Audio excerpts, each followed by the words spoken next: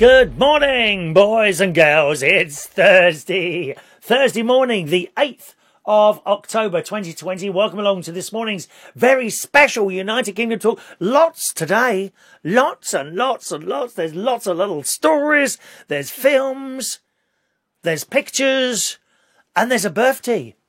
There's a birthday. Now, I'm not 100% sure of the exact date of this programme's birthday, but I have received an important email this morning from the delightful Adam the Plumber, who writes, "Good morning, Chris. Looking forward to another worldwide international show this morning, and may I say, a very happy birthday to United Kingdom Talk, celebrating 15 years of tea and chat. Yes, I've now been doing this 15 years, and we've managed to get to almost 200 views per show. Unbelievable.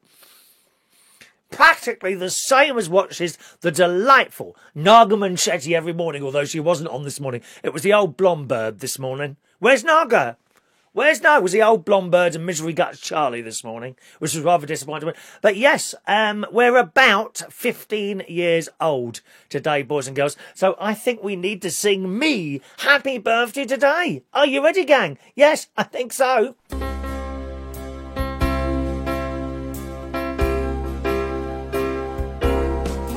Happy birthday to me. Happy birthday to me.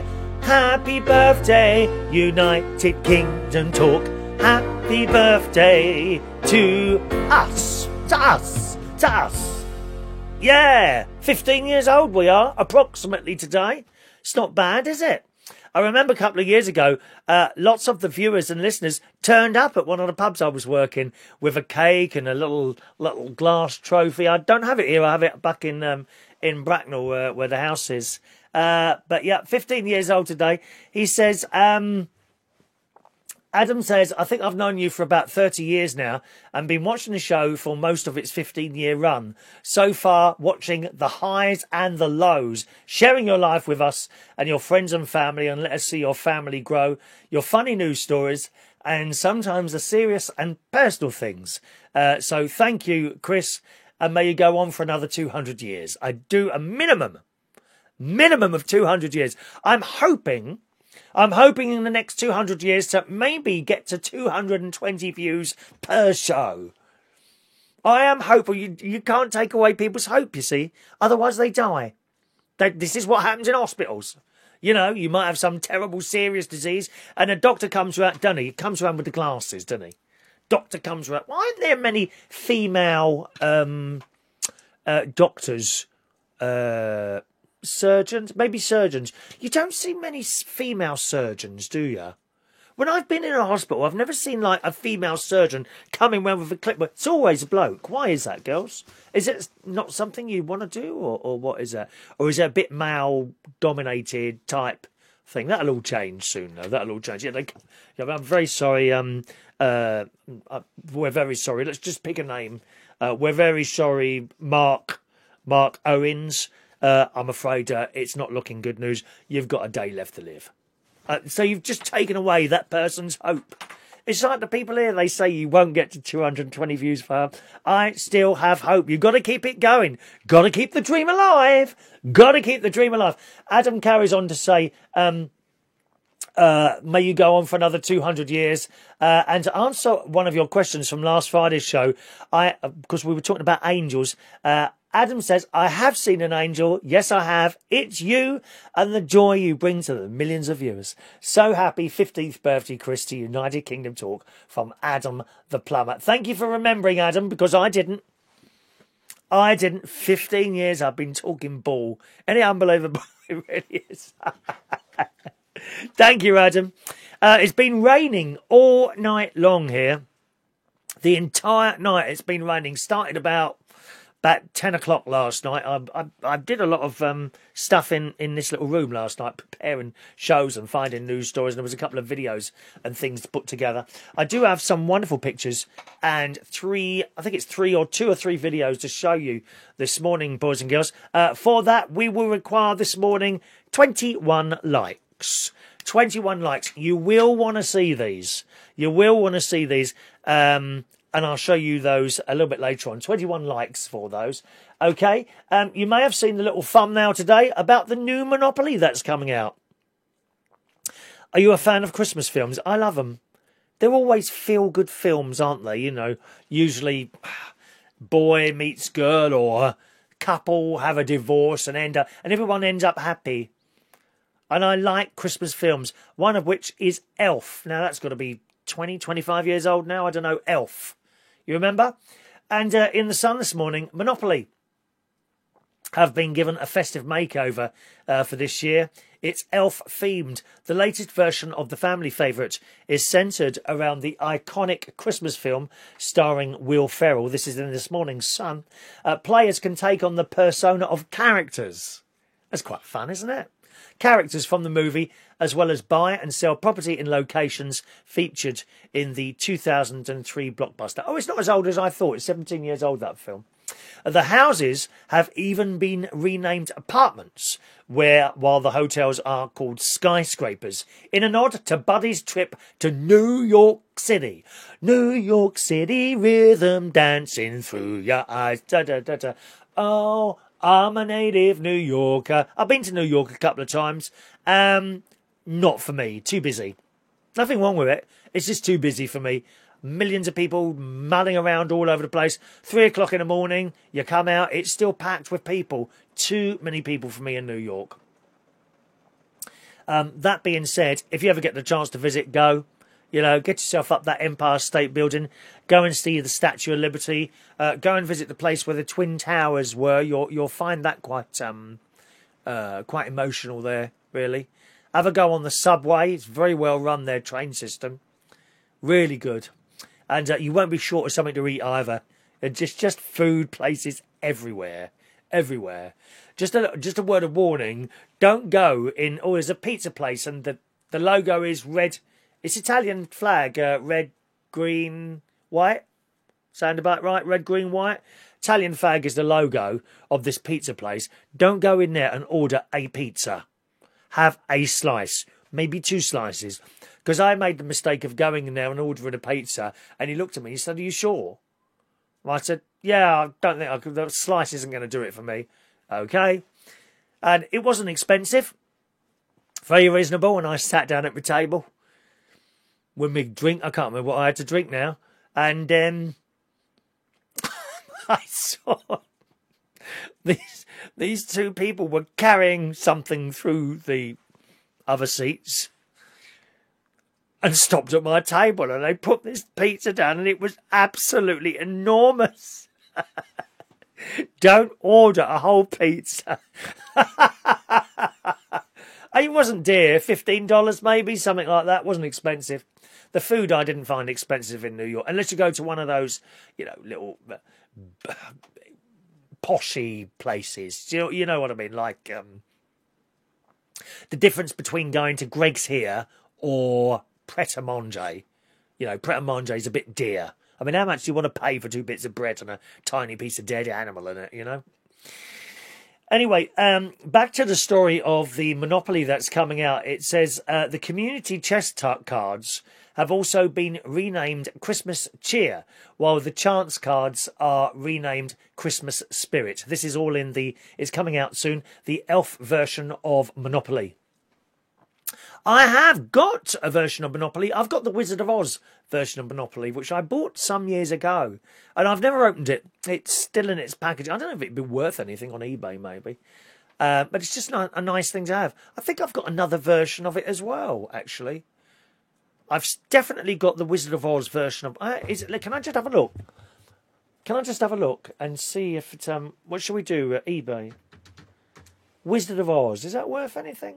It's probably might be worth about 50 quid. Won't be worth any more than Wizard of Oz Monopoly. I think I paid 20. So that come from America. It's quite old. Oh, there we go. 50 quid, 60 quid, 65 quid. That's not bad, is it? Oh, there's one here. £7.74. Oh, hang on a minute. It's £34 postage. That's from America. 34 quid, new in factory says, only worth about 34 quid, you know. But I don't buy things in the hope that they're going to increase with value. I just buy things because I like them. Yeah. It says the set comes with 6 collectible tokens in the shape of key props from the film. You've got Santa's sleigh, polar bear cub, a Jack in the Box, a mailroom coffee mug, Santa's bag, and maple syrup. Oh, maple syrup on pancakes at Denny's. Oh, breakfast at Denny's in America. You walk in, out they come. It's just like a 50s. It's just like a scene out of Grease. It really is. She comes over, all nice, and little penny for her on. Can I help you? Yeah. You make your order. Stack of pancakes with maple, and it comes out like this. Oh, it's and you know you can buy the pancakes and the maple syrup beer, and it don't taste the same. I'm sorry, it doesn't taste the same as sitting in Denny's because you've got the whole atmosphere. You see, you ever go to America? Seek out they're all over America. Seek out a Denny's restaurant, right? In the morning for breakfast, and order yourself a stack of pancakes, and the maple syrup comes in a little, what do you call those? A little ceramic thing, I think, if I remember rightly. I can't remember 100%. A little bit like some of the restaurants here, when you go and have English breakfast, and they bring you a tiny little pot of baked beans. Hello, where's the rest of them? There's about 3 baked beans in these things. Maple syrup, stacks of pancakes, Denny's. Highly recommend. Even if you only do it once. Oh my God, how many calories are you eating there? A whole week's worth, probably. Delicious. In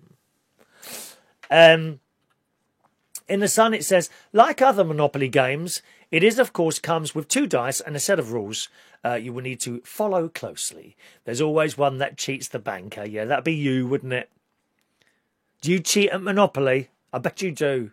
Are you a Monopoly cheater? Yes, I've watched people do that.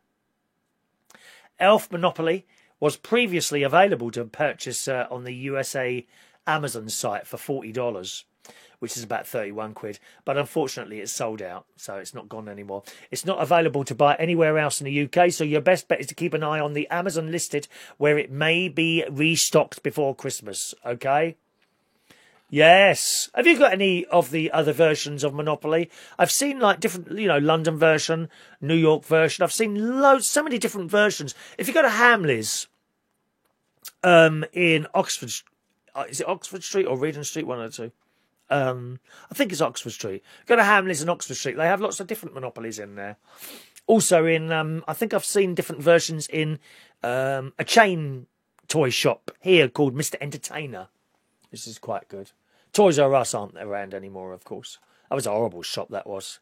Oh. Didn't like Toys R Us at all. Me and my mate went in one about 6 or 7 years ago now.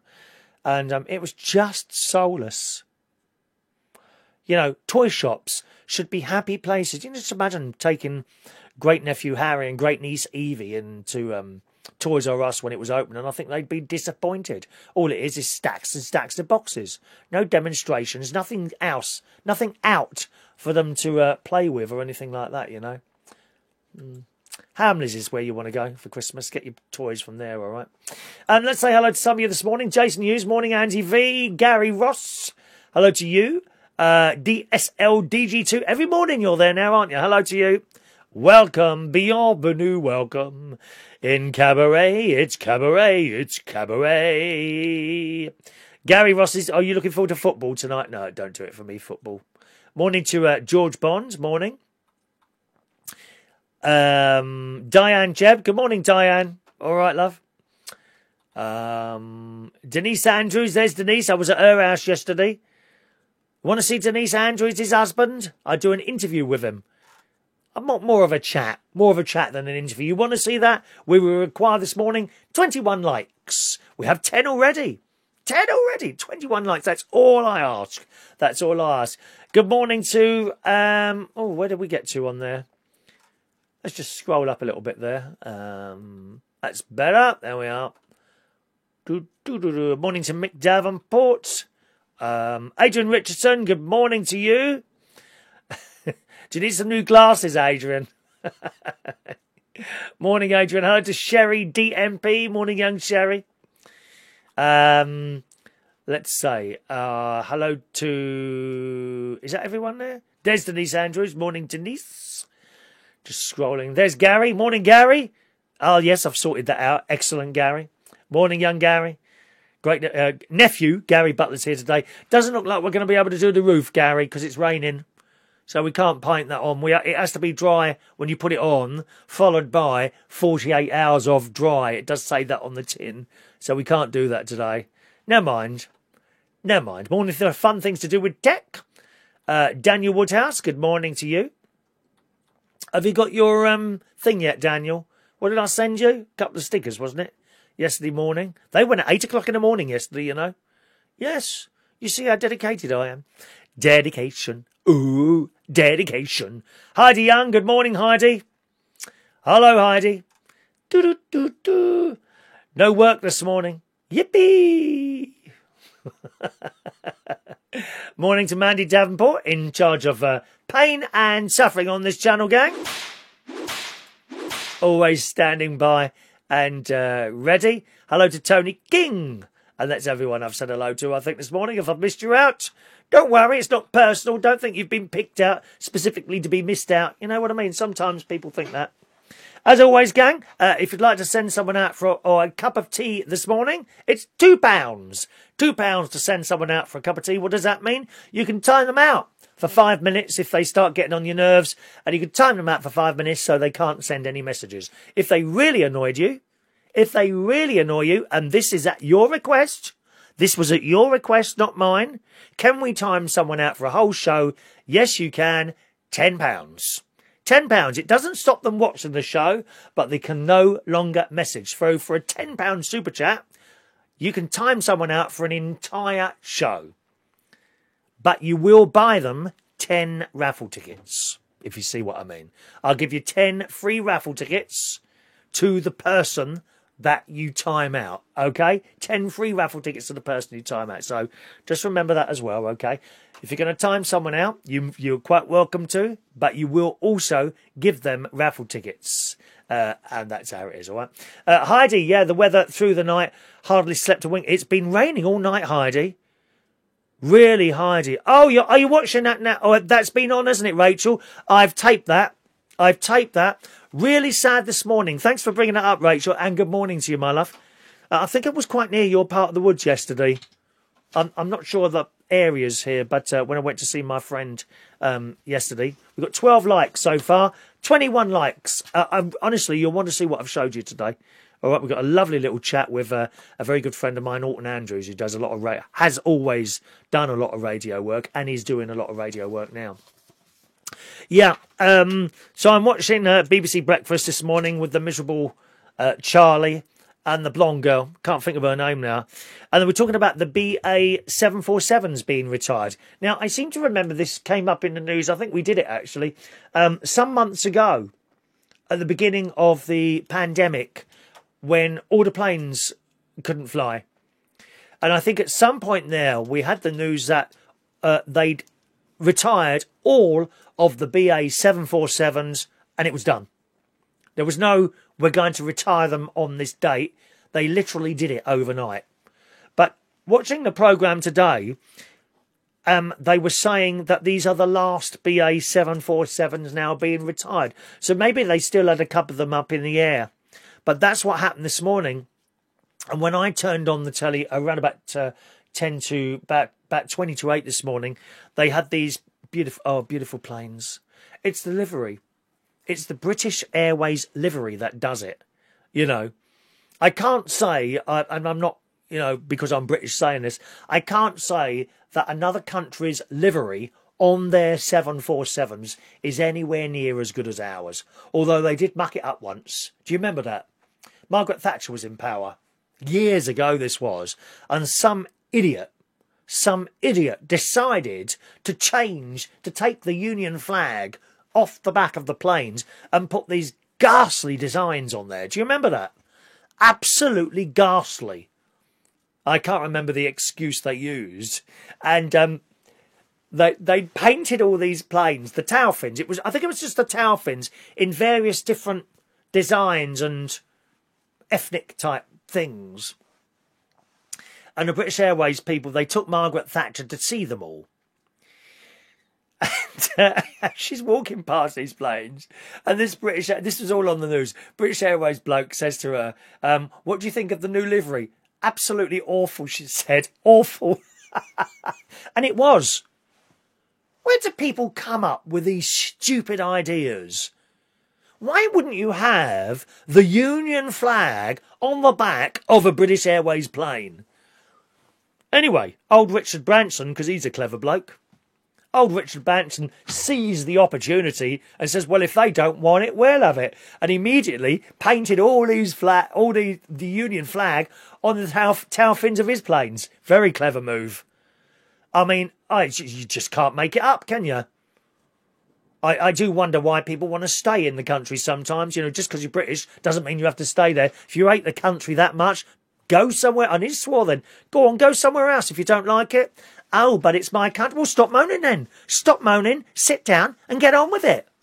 Why can you not be proud to be British? I don't understand. And that was back in was it the 70s or the 80s? One or two, either late 70s or 80s that was. They changed all the tail fins. Idiots. At what cost? You know, at what cost was that? Anyway, eventually they changed them back to Union flags.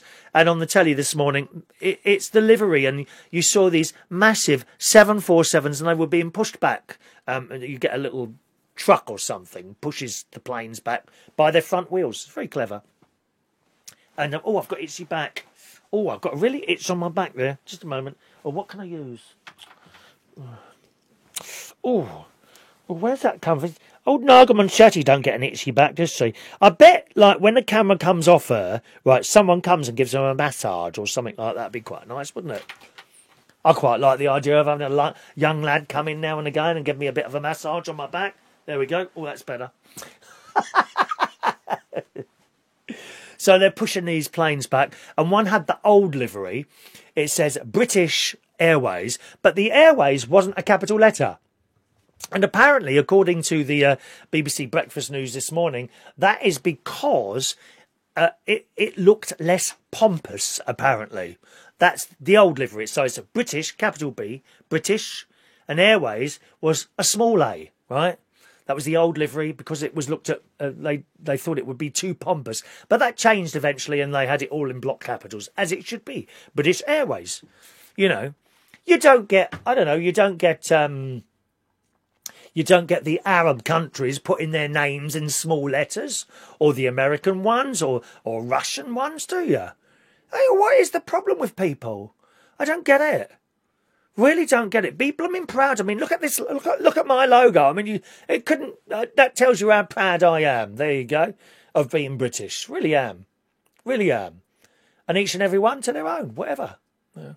Anyway, so they're pushing these planes back, and it just looked wonderful. And I believe at 8:35 they both took off. One went one way on the north runway, and one went the other way on the south runway. And of course, I couldn't watch that because I was in here getting this ready. And I've recorded that to watch it as soon as I've finished. Well, a little bit later on, probably when I'm having my lunch. Wonderful. But there we are. That's the last 3 British Airways 747s that have been retired. Very sad. One of them, if I remember rightly, he was talking on the talkover when they're running this, when they were live at the airport. One of them was from 1969. That's what I heard. I'm not quite sure if he meant one of the planes there was from 1969 or the model was introduced in 1969. But that's what I heard. That's what I heard. That's absolutely amazing. So thanks for bringing that up there, Rachel. Much appreciated there. Let's have a look there. Morning to Jeff. Morning, Jeff. Hello to Jeff. Jeff has sent in an email, boys and girls. And Jeff writes, I don't know why you ended up in the promotions folder, Jeff. He says, hi, Chris, I've been looking at YouTube and your photo came up to advertise Thursday the 8th of October's show. Please take another selfie to use in future. With that bush behind you, it looks like you've either got a dodgy syrup or Arthur Scargill comb over gone wrong. The thing is, what year were you talking about, Jeff? Because there's quite a few. Did you mean this year? Because I didn't look it up yet, Jeff. I don't know. Good morning to Fran Green. You want to buy a back scratcher? That's exactly what I want, I think, a back scratcher. Good morning to John Parrish, Dylan Hutchinson, the air show, not far from me, Sutton Ashfield. And what's that? Oh, I beg your pardon, you're talking to each other there. Silly me, silly me. You're just talking to each other. That's good. There you go, Dylan. Morning, Dylan. I've just come from a channel called Big Jet TV, and he was live streaming the last BA 747 in existence. Yes, well, that was what was on the BBC News this morning, BBC Breakfast Time. With me, even that didn't make Charlie smile. I mean, why is he on that telly, that Charlie bloke? What a miserable git. Morning to Christopher Woodhouse. Morning to you, sir. Morning. Production of the 747 is also going to end. Yeah, well, they've got more efficient planes now, haven't they? That Dreamliner is quite inefficient. Don't they save something like 30% of the fuel on it, I suppose? Shame, innit? I've been on a few of them. I've been to wonderful places on those 747s. Australia, very comfortable. Very comfortable. I save up the money and I do the business class so you can have a really comfortable seat. And then I just stay in a cheap hotel. Hotel don't bother me. There's nothing worse than having your legs up someone's arse on a plane. It was just awful. Awful. Nowhere in. Oh, God, no, I can't bear it. I'd rather not go. If I couldn't save up for the business class seat on those long runs, even on the short runs, actually, I do it on the short runs as well.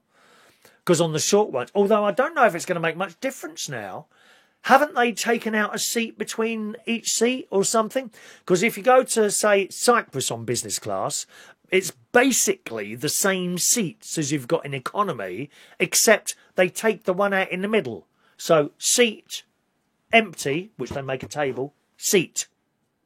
Aisle, seat, empty, seat. And then in the business class, and you get a meal. You get a meal, which you don't get in economy on the way to Cyprus. You get a meal on china plates and all that and the other. And you get the really nice lounge. You get a really nice lounge to relax in before you go. And you don't need to be there 3 hours before. All right? And they call you last. Well, actually, they don't call you. You've got to keep an eye on the board. There's no noise, no real noise or anything in the business class lounge at Heathrow and Gatwick, actually. And you get a meal, you get something to eat while you're waiting. You could have breakfast or anything. Yeah, it's nice. It's worth saving up the money. It really is. You know. Let's have a look. Okie doke. Is it the Airbus 8? Yeah, now that was surprising as well. They're going to cease production of the Airbus 380. No one's buying it. No one's buying it. Beautiful. I haven't been on one of those yet. I'd like to go on one of those. They're massive, aren't they? I never forget the first few times I'd be driving to work when I worked in King's Cross, and the road took me into Richmond. That's from the M3, which becomes the A316, and then you're coming into Richmond, and these planes used to fly. I think it was part of the flight path. They fly along this road, and these A380s. The first ones I saw was one of the Arab airlines. Not Etihad, the other one. Red logo. Which one was that now? Can't remember. Anyway, it was one of the Arab ones, and I remember seeing the first few ones of these. They were enormous things. Absolutely enormous. Morning to Jerry Millen, just joining us there. Morning, Jerry. All right. It was last night. So I don't know what that... Oh, I see, yes. So that was Advertising Today show. Yeah, I only put that up until I design and put up a different one, Jeff. I see what you mean now. Adrian, don't fly with India Airways. First class is terrible. I had a roll therefore with my lunch. It was like a cricket ball.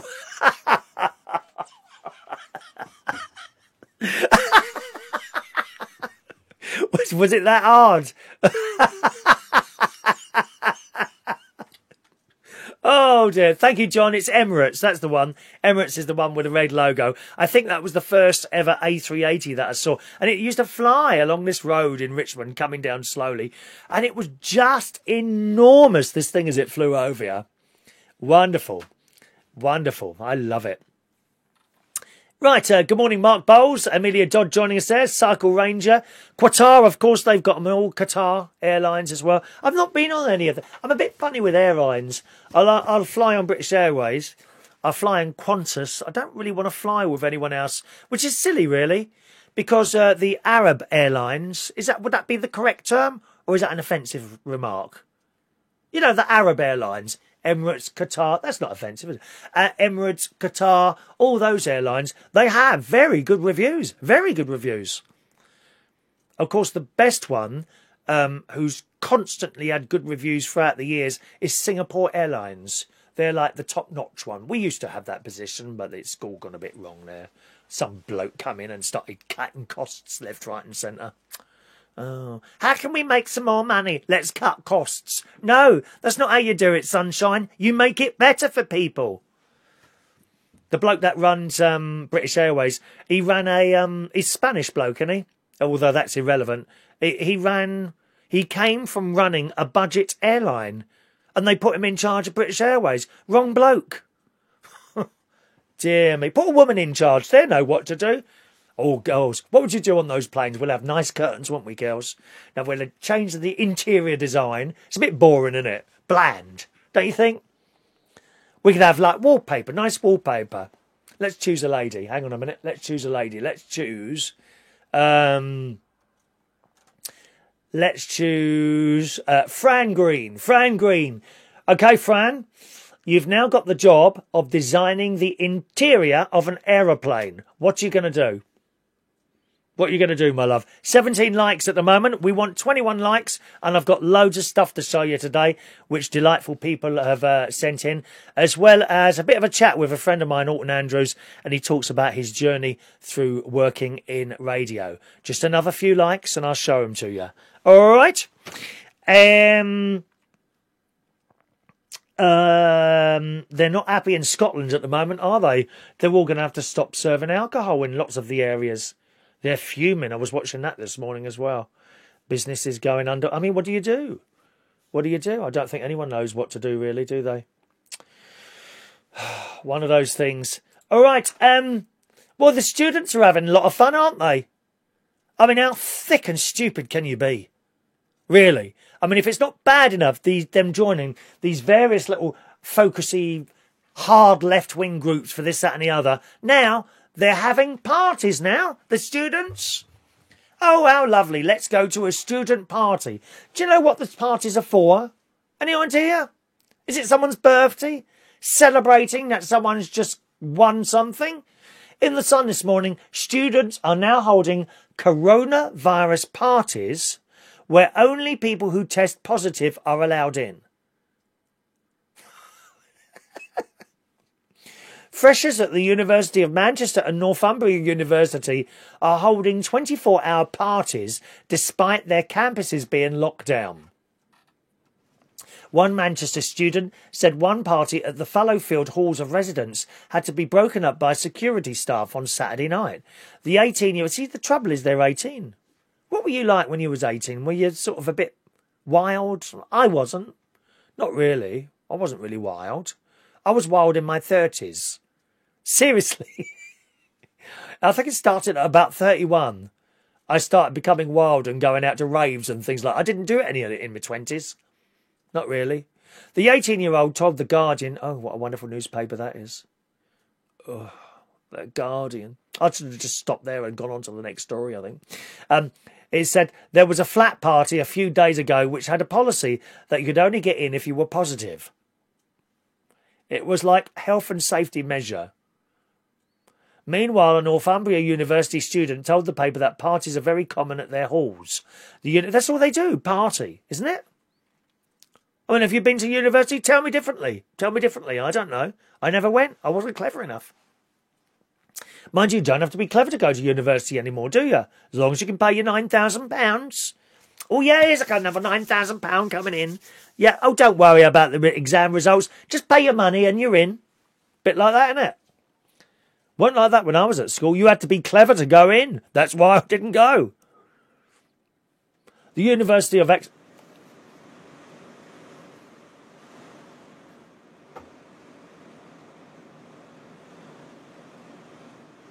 Can you hear that? It's the rain. You're right, Heidi. It's only the rain, darling. I thought something had landed. It's chucking it down out there. Has been doing it all night. Anyway, back to this. Meanwhile, a Northumbria University student told the papers that parties are very common in their halls. University of Exeter this morning confirmed a number of students had been sent home after breaking the coronavirus rules. It's just mad, isn't it? So that's the latest thing they're doing. And then, of course, the Sun goes into all the rules and regulations out at the moment. I suppose, I mean, how would you know? Because you know people will go there to the party pretending to have coronavirus just to get into the party. Won't they? That's how people are. Mad, really. Absolutely mad. Did Fran come back with her colour scheme yet? Gary Ross says, don't fly with Malaysia Airlines. Oh, come on. Come on. It's only had one accident, weren't it? Or two? I can't remember that now. Where's Fran? Has Fran? Oh, she hasn't come back with a colour scheme. Okay. I mean, she might not be here. Maybe she's gone, disappeared somewhere. Rachel. Let's give the job to Rachel. Rachel, have you got a colour scheme, please? What would you do inside? Interior inside of plane, please, Rachel. What would you do, my love? Oh, there she is, Fran. If it was my choice, I'd paint the interior to look like clouds. And all the seats bright yellow. I'm liking it, Fran. I knew I'd like it. I knew I'd like it. It's funny, actually, when I'm looking on Rightmove, you know, the housing, the houses for sale thing, and I come across some houses that have a similar decor to what I've got inside my house. Bright red walls. Bright, luminous green walls. Actually, there was one yesterday I saw with luminous green walls. Beautiful. And I know that they would have trouble selling it because of the colours of those walls. Not to me, they wouldn't, my love. Some of them are so bland. And I'm not a fan of beams. Do you know what I mean? Beams. Where you've got like a white ceiling and they've got these beams painted black. I mean, if they were wooden and looked, you know, they hadn't been painted, I might be all right with that. I'm really not a fan of beams being painted black across, you know, it looks like, I don't know, some devil's going to come down the black things and attack me in bed. I wish, you know. I wish. COVID parties. Shall we go, Chris? We could have our own one. Oh, hang on, I don't think we've had it yet, do we? Well, I might have had. You don't know. Don't know.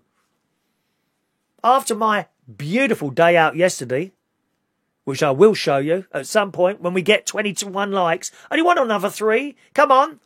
3 more likes and I'll show you the videos that I made yesterday. Do you want to see chickens? Do you? Do you want to see little No, not in Sainsbury's. Live ones, dear, that ain't been killed. Would you like to see little chickens this morning? I've got chickens to show you. I got an interview with Alton Andrews, radio legend. And I've got photos from John Parrish. And I've got Denise's handicraft.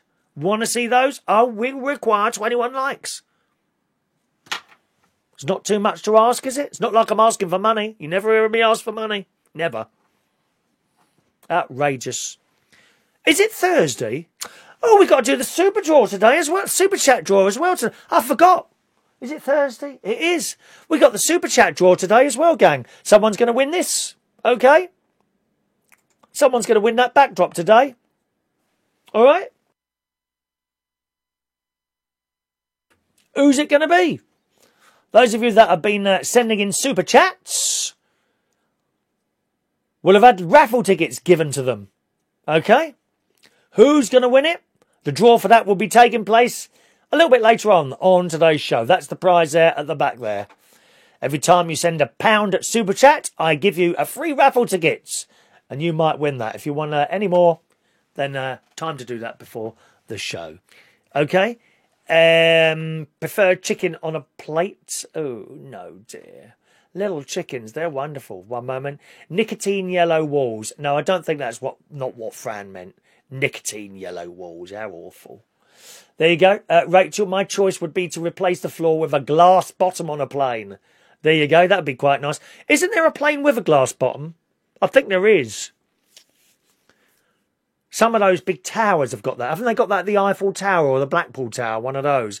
A glass. So you go up there and then you're walking and it's glass clear and you can see straight down. Pfft, I won't be going up there, mate. I don't like heights. When I'm on a plane, somehow, I don't know how I do it, I manage to switch off in my brain that there's nothing underneath me for 2 miles. You're in a tin tube, aren't you? You're in a tin tube and you're up there. I mean, how mad is that? It's just absolutely bonkers, isn't it? To get in a tin tube and go up in the air 2 miles. Dear. Andy for yellow, so you can't see the six stains. Parkless, that's what Ryanair already use. Oh, they do use yellow, actually, don't they? Yeah, they do use yellow. Heidi Young at Unis, we had amazing parties, was out most nights. You see, there you go. There you go. Daniel Woodhouse always thinks students are a bit mad. Dear. How are we doing? 21 likes. Well, I think I'll show you our bits and pieces now. You ready? First of all, let me show you a couple of pictures sent in by George Bond today, boys and girls. George Bond has sent in a couple of pictures. Here we go.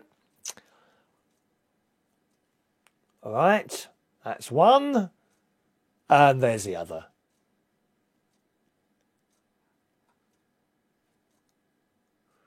Let's have another look again. Where's that other one? So what's that? His garden?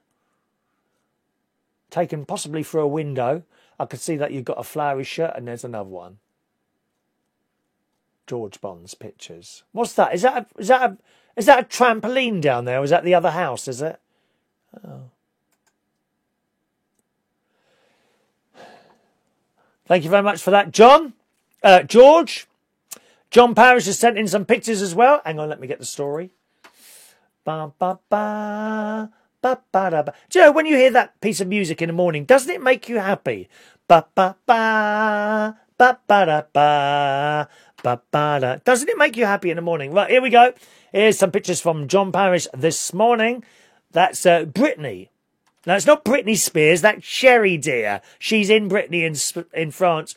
And there's John being horrible to Sherry in France. Please note, gut now gone. Was that drink or food, John? Mine is food. I don't drink at all. No. Thanks so much for that, John, there. Right. Okay. And my trip yesterday, I had the most wonderful trip yesterday. I went to see my friend Alton Andrews, who just happens to be the husband of Denise Andrews, who is head of ducks on this channel. Now, I have to warn you, she has no ducks anymore. Oh, no. You'll need a tissue. The ducks went missing, one by one. And eventually they set up a camera because they didn't know where the ducks were going. Fox. And they saw the last one. And what happened to it? Poor little ducks. So they haven't got any ducks. But they got chickens. They got chickens. On my way there, they live on a quite quiet road. And I can't remember which house it was. It's like a couple of houses here. You know, it's not an estate or loads and loads of houses. A couple of houses here, much further. A couple of houses there, further. Do you know that's how the road is? That's how a lot of the roads are like. And that's what I like. I like that. That's where I want to be. In a house with an open back to the field. And I said to Alton on the phone, I said, which house is it? Oh, it's the one with the red car in the driveway. Okay. So I've come round the corner and there's a driveway with a red car in it. So I've reversed down this thing. I've got quite close to the car behind me because it was like a driveway, and it's like that. And I've got an automatic brake, so you put the car in park and the brake goes like that. And I'm always a bit worried when I take my foot off the brake, is it going to roll back? But it doesn't. And I got out of the car because it was on this dip. The door kept closing. Every time I tried to get out, the door kept closing on me. Managed to struggle out of the car, and I looked behind me, and there's this old bloke with glasses. And I'm like, oh, I think I got the wrong house. He said, yeah, I think you might have. He said, who are you looking for? Alton. Oh, no, he's down there. Another 4 houses down there. Oh, okay. Sorry to trouble you, mate. Back in the car. And again, you turn it on. I push the button. And when you're on that steep thing like that, you think, oh, is it going to roll back? But again, it doesn't. You've got your foot on your brake. And you take your foot off the brake slowly and it moves forward because it's an automatic. Got down the road and reversed, and there was Alton there. And it was nice to see him and that. And first of all, I was shown their chickens. You want to have a look? Little chickens. You ready for this? You are going to adore these chickens. You will never, ever want to eat another chicken again. Here they come. Hello, come here. Come on, come here. Come here then. Come on. Come here. Hello. Oh, you're very friendly, aren't you? You're not sure of me, are you? There's Dad. There's Mum. Oh, look at them. Oh, hang on a minute. How comes there's 3? 2 roosters and a picking back. She's greedy, isn't she? Oh, yeah. How close can I get? Really close. Hello. Hello. Do they like being touched? No, you can't touch them, Chris. Right. Yeah, you can catch one. Look at these lovely little things. I'll show you the others.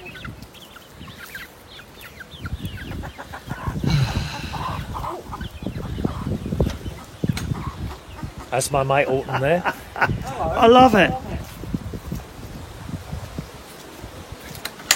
Come here then. Oh, and these are little babies, look. Come here then. Oh. Come on in, come here. Hello. Come on in, come here. Where's your babies? Come over the back, Chris. Come here Have then. they not come over? Come on in, come here. Come here then. Come here.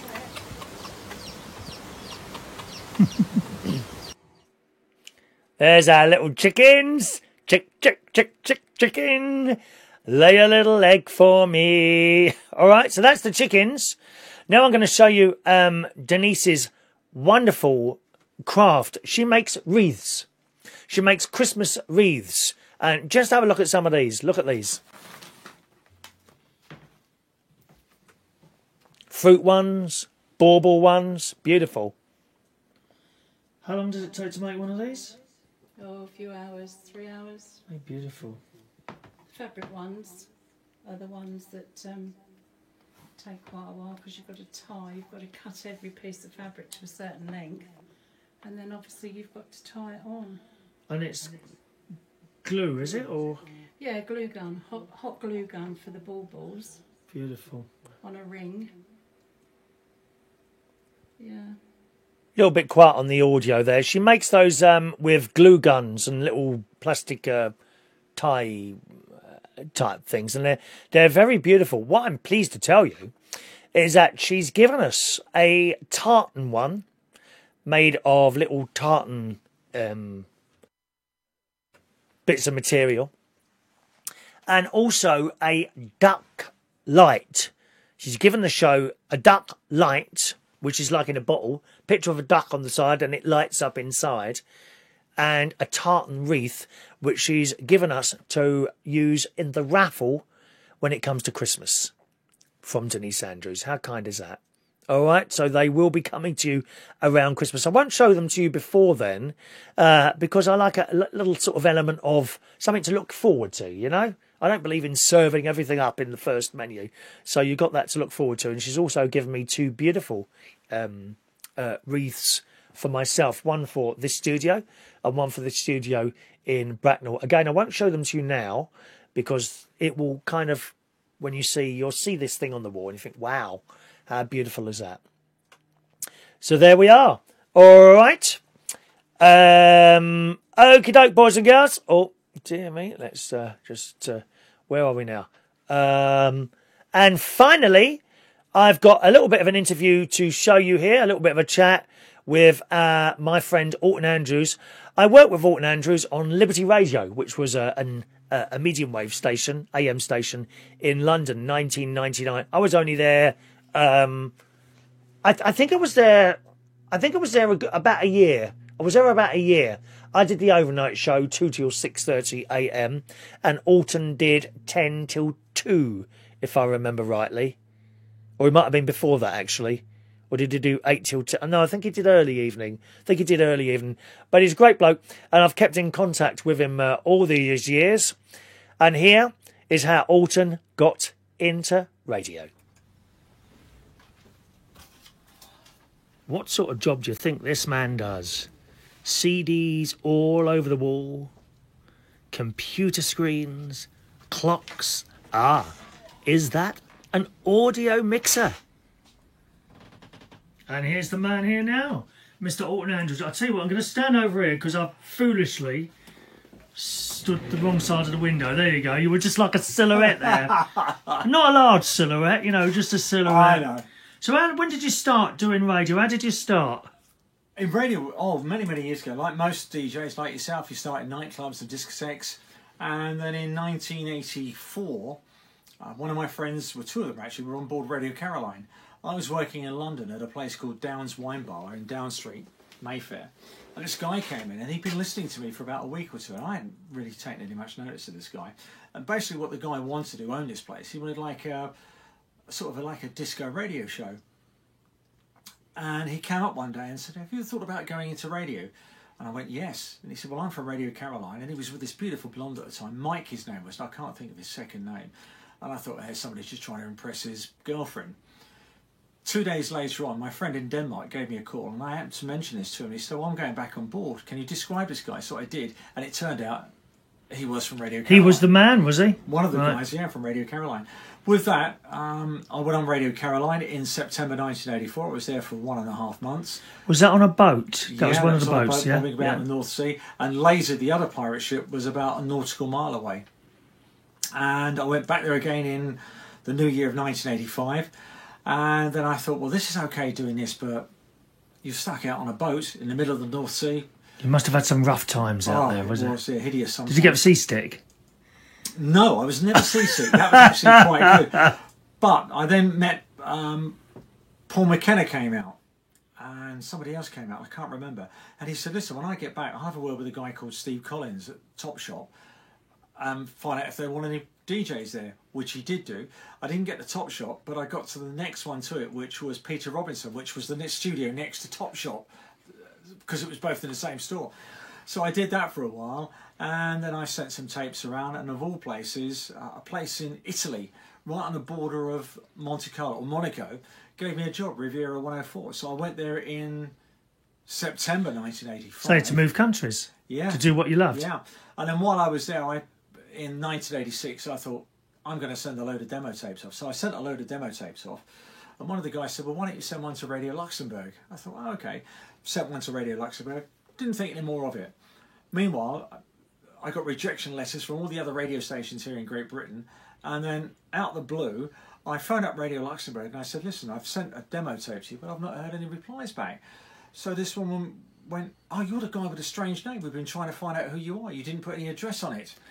Oh. So I had a couple of days to get over to London at 38 Hertford Street. Had an interview there with Phil Ward-Large and then the boss, Maurice Vass.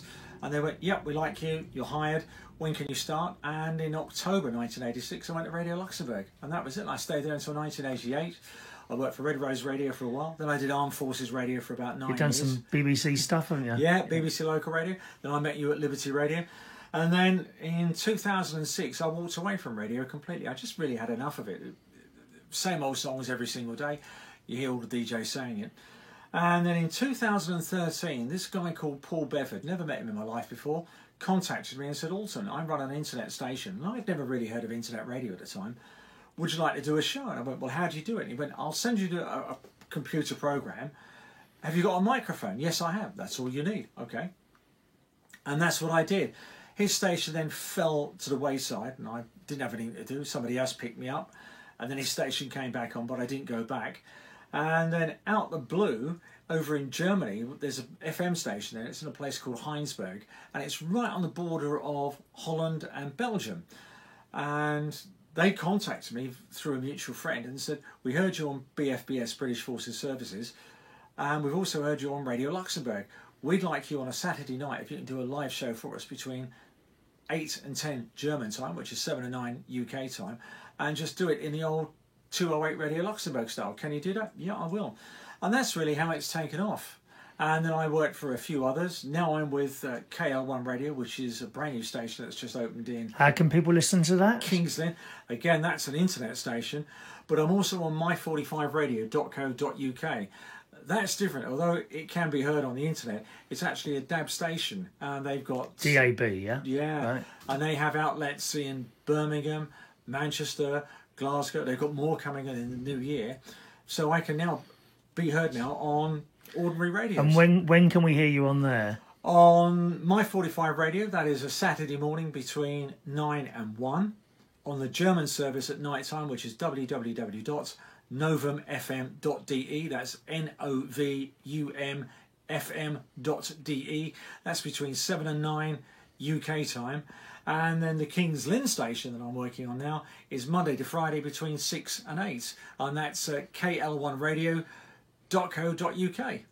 Lovely. Tell me, why is there someone that you heard on the radio that made you want to do that? I always liked Noel Edmonds. I always thought he was good. Yeah, he was really, really good. Paul Burnett, another great DJ as well.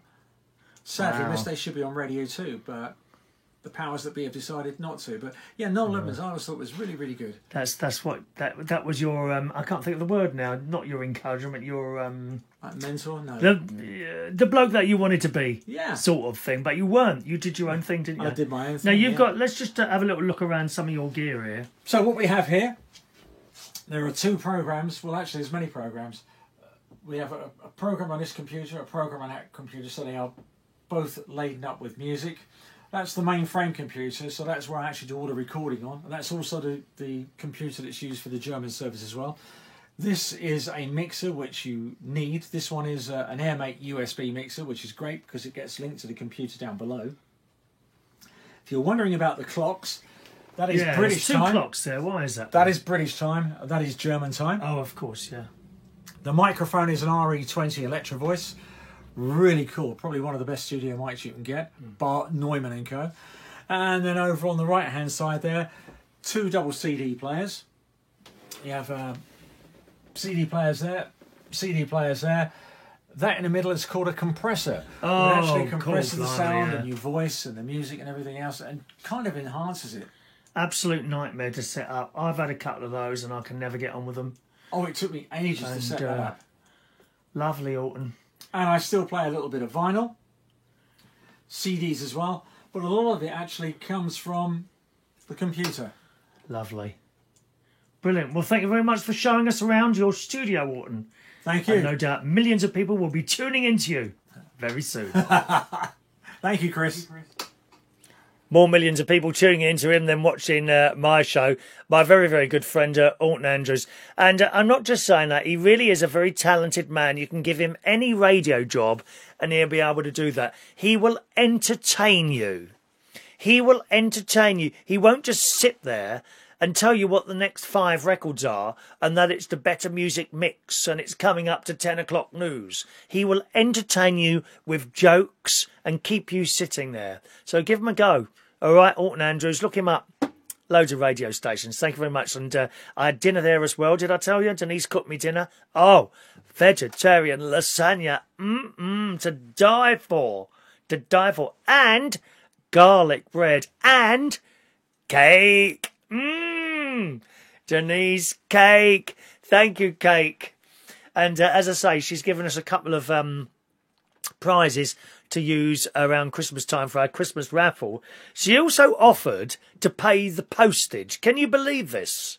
She offered to pay the postage so that it wouldn't cost me to send her stuff out to people when they win it. And I said no. Well, she sent me an email last night, because obviously I took the boxes away with me. I didn't look in the boxes, and now she tells me that she put an envelope with the money for the postage in one of the boxes, unbeknown to me. You are naughty. Thank you very much for a wonderful day, Denise and Alton, and hopefully come back and see you again. I'm sorry that the sound was up and down a little bit there. It's difficult. Everything's done on an iPhone, you see. Everything's done on an iPhone. Ideally, in an ideal situation, he'd have a microphone on, I'd have a microphone on, I'd have a mixing desk there, and you could level everything up. On a little iPhone, it's a little bit more complicated than that, and I did watch it before I showed it to you, and I didn't really notice, listening to the speaker from an iPhone, that the sound was up and down a bit. I suppose what I could have done is cut it in bits and turn the sound up there and turned it down a bit there, but it takes forever to do that. So I hope you could hear him, more importantly him than me, all right, on that little bit of a chat there. So thanks very much for that beautiful day there. All right. Okie doke, gang. Let's read some more stories. Are you a hoarder? Do you hoard? How bad is your hoarding? Or have you just got a sort of, I mean, my house, where the house is, I could go through there and chuck a load of stuff away, really. But I don't really hoard. This bloke here in the Metro, a treasure trove of more than 60,000 items amassed by Britain's biggest ever hoarder, could fetch as much as £4 million at an auction. The enormous collection was stacked floor to ceiling in every room of a terraced house in Nottingham, and got so vast that the late owner had to move into B&B for the last year of his life. He had no more space for himself. He rented a one-bedroom flat, 2 garages, part of a neighbour's garden, and 24 council wheelie bins just to put his stuff in. The hoard includes thousands of items of Beatles memorabilia, signed photos and historical letters about President John F. Kennedy, Winston Churchill, Gandhi and Elvis Presley. I mean, what makes you hold on to stuff like that? I don't know, really. There are more than 6,000 vintage comics, 4,000 rare books, 3,000 vintage chemistry sets. Who had one of those? Did you have one? Did you have a chemistry set? Milk of... what was that stuff? What's the blue stuff? There was cobalt chloride. What was the blue? It was a blue powder stuff in a test tube.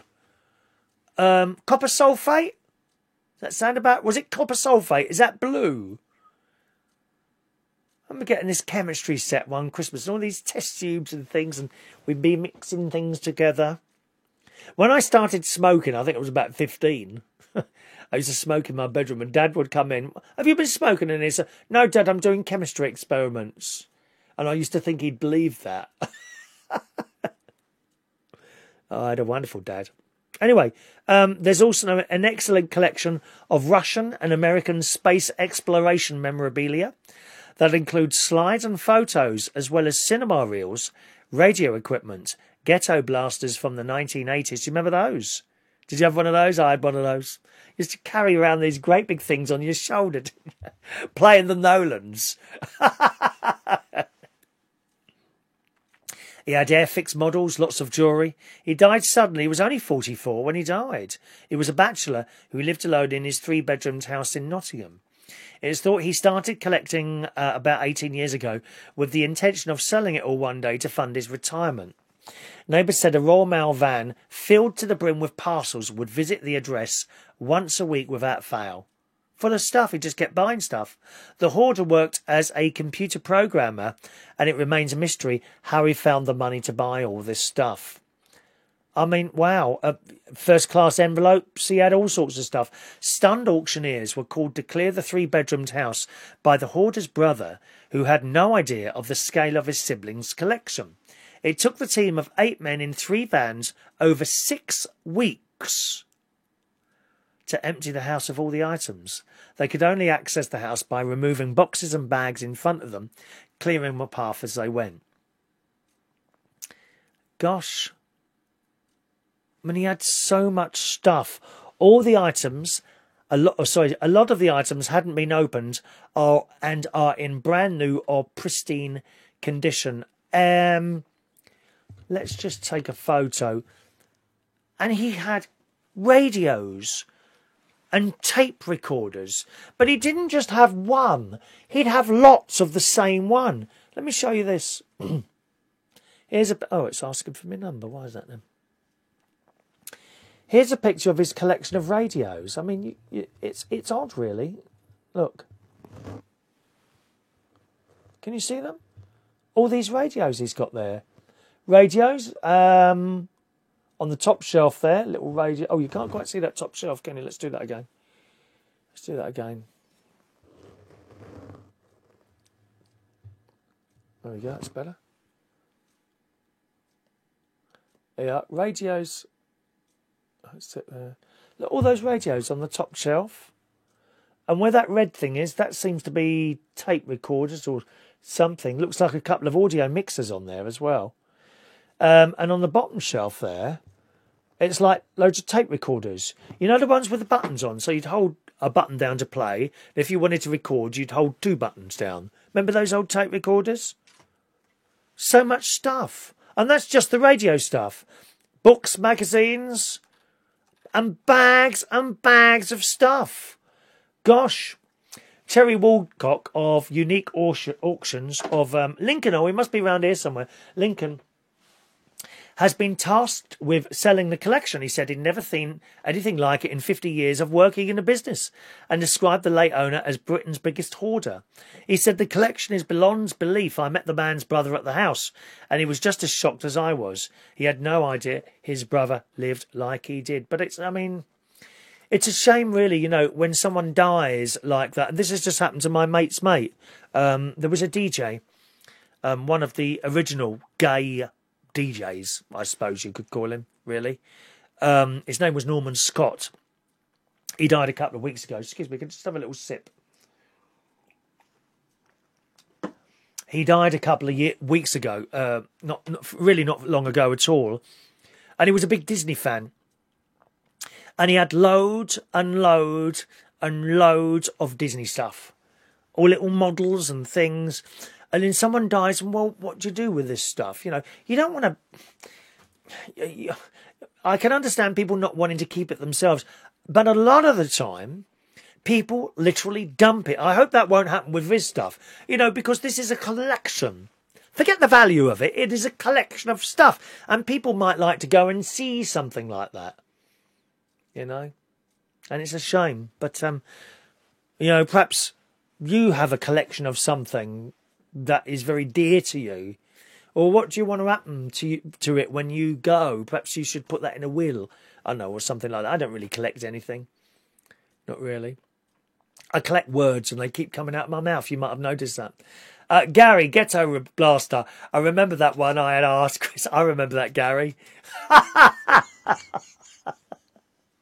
Oh my God. I remember that. If you're wondering what Gary's talking about, I was doing a radio show in London on FM. Freedom Radio. It was one of those temporary licenses, right? I'm doing this radio show and I took calls and stuff like that, right? And to generate calls, it was only a little station, you know, so you arranged people to pretend that they rang in. Now, all the radio stations do this. You know, sometimes when you see This Morning and they might have an expert on there, like a doctor or someone like that, and these people are calling in with their various problems. Some of them are probably people that have already been pre-arranged to call the show to ask a specific question. I'm sure probably the LBC presenter's doing it. Probably not officially, but they will have friends standing by to call them in case no one calls in or something like that, right? Anyway, so I'm doing this show and my nephew calls in. And he was only little at the time, so when would this be?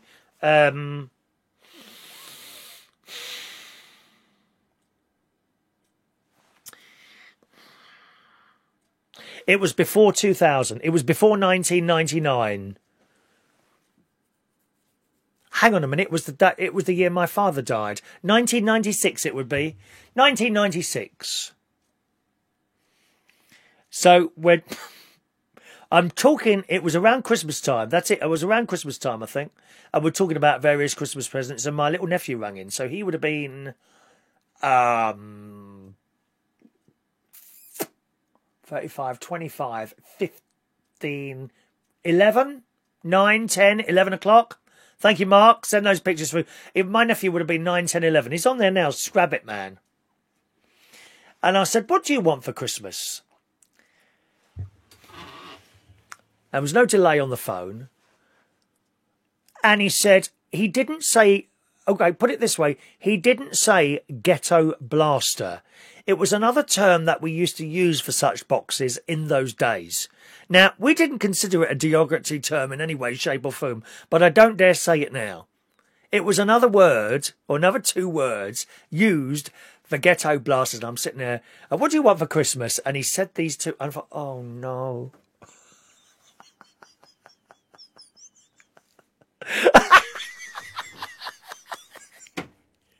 Of course, the boss came in.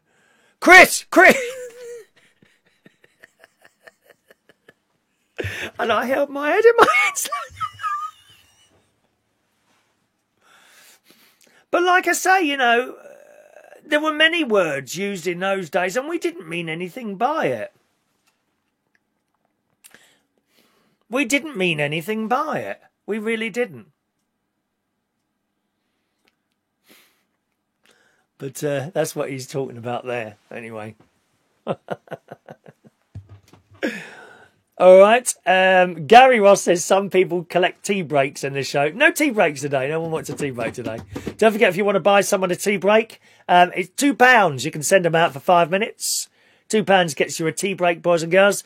You will also give them, at the same time, 2 raffle tickets for our Super Draw. Oh, it's a Super Draw today. Not Super Draw. Super Chatters draw. Super Chatters draw today, isn't it? Shall we do it now? Let's see who's going to win. Someone is about to win this, boys and girls. Come on, where are you? There it is. Someone's about to win the balloons backdrop. Am I thinner there?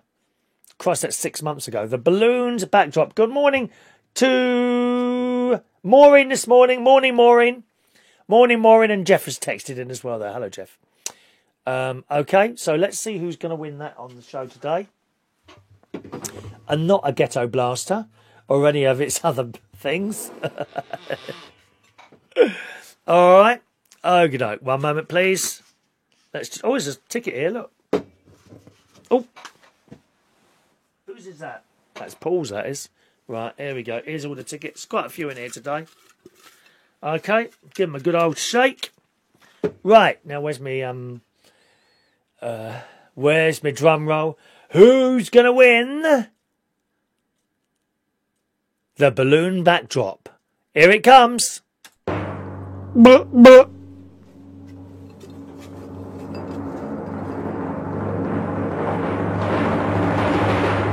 I have a ticket. It's ticket number 327. 327, and this week's winner of the Super Chat raffle is Mr. John Parrish. John Parrish. Now, I know he wanted to win this because he wants his wife to use it as a backdrop to a wonderful little video. So congratulations today to John Parrish. Do not worry if you've not won anything with with these tickets, because... Oh, hang on. Oh, something's hurting me down here. They go in here for the next Super Draw, which is at the end of the month. There they go. In they go. All right, there you go. Thank you very much, everyone. and John Parrish wins that. Right, John, you need to email me your full postal address to this place here. One moment, please. There it is. There you go, John. He's there, isn't he? Just email me to that email address there. And that will be in the post to you, maybe even today. You never know. Maybe even today. Have I got a brown... Have I got a grey thing? Aha. Oh, no. Oh, I thought I had one. Oh. I thought I bought some big grey envelopes with me. I must have taken all of them home. What an idiot. Well, we'll see. I'm sure I'll be able to get to you somehow. All right. Well done, Sherry DMP. She's pleased as well. Never won anything in my life apart from winning Sherry. Well, you don't need to win anything else then if you've won Sherry, do you, my love? Well done, John. Excellent. Excellent news, John. Well done. All right. What do you want? What should we do for next week's Super Chat? When's the last time we did a water bottle? Should we do another water bottle? Should we do a water bottle? Or should we do cards? Shall I leave it to you? Let's do a quick vote. This week, you can... Why have I got John Parrish? Oh, no, put that in there, John. This week, for the first time ever, you can choose next week's Super Chat raffle. Would you like cards? Dun, dun, dun, dun, dun, dun. Pack of cards, okay, with my pretty boy face on it. Or would you like water bottle? Or would you like water bottle? Water bottle. Which would you like, my darlings? You choose. The choice is yours today. Right, let's have a little look. Let's make a list here. Bottle, and cards, and time for peel. Time for my double peel. I'll be going down to one peel soon.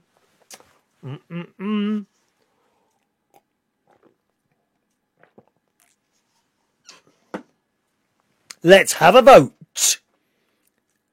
Let's have a vote. Right. Bottle, Mark Bowles. You said bottle twice, Mark. That's cheating, darling. Bottle for Mark. Is that it? One vote for bottle. Is that it? Anyone else voting? No? No one else voting? Oh. Never mind. All right, we'll do a story instead. KSI. Have you heard about KSI? Have you ever heard who that is? Looks a decent enough bloke. He does rap. KSI. It's in the Metro this morning. Do you know this bloke? I've never seen him in my life. Apparently he's a rapper. Maybe he's up with the young people. Gary, do you know who this is? Rapper. KSI. No? Quite like that backdrop there, don't you? The orange and the yellow. We like orange. Oh, no, that's not a backdrop. That's his hoodie.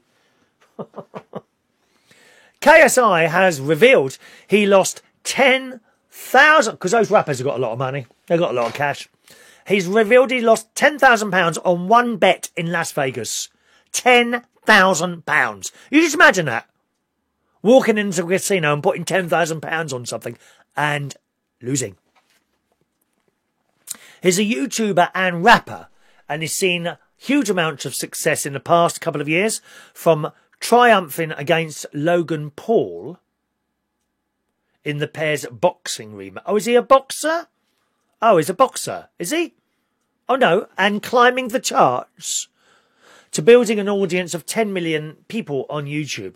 I'm sorry, I don't know who this is. But anyway, it says he's not immune to a stroke of bad luck, and his came when he was on his own in Vegas and decided to take on a gamble on a game of roulette. Wow. He said, I spent £10,000 on black and lost. Wow.